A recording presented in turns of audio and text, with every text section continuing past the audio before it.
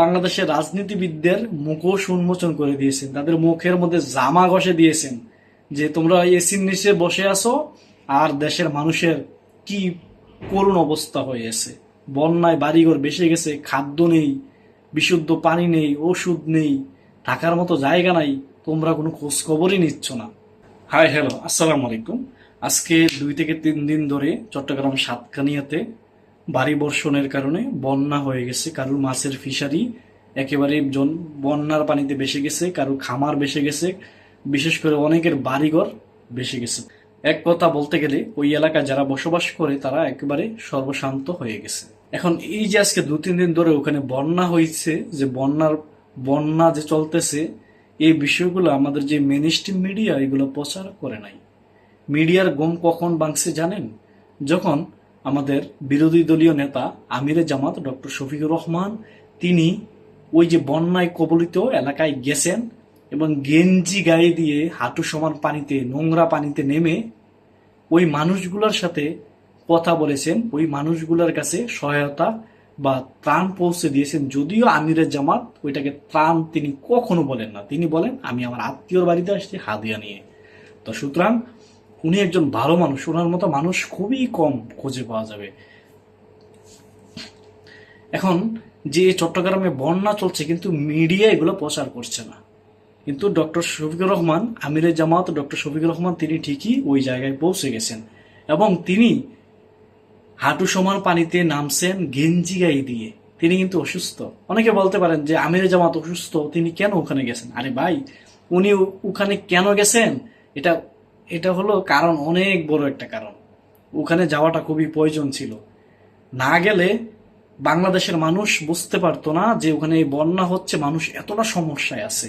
আর উনি ওখানে যে মানুষদেরকে এটাই বোঝাতে চাচ্ছে বা মানুষদেরকে এটা অনুভব করাতে চাচ্ছে যে ওই এলাকার মানুষজন কতটা কষ্টে আছে।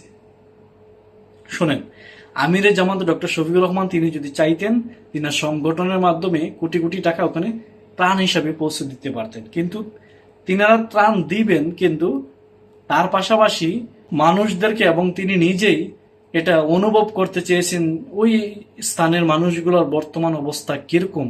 এই বন্যা, বাড়িঘর বন্যার পানিতে ভেসে গেছে, সবকিছু মানে এক কথা বলতে সর্বশান্ত হয়ে গেছে। এই মানুষগুলোর অবস্থা কিরকম, ওই মানুষগুলোর সাথে না মিশলে, ওই জায়গাতে না গেলে ওই বিষয়ের প্রতি আপনি তেমন ভালো তথ্য পাবেন না।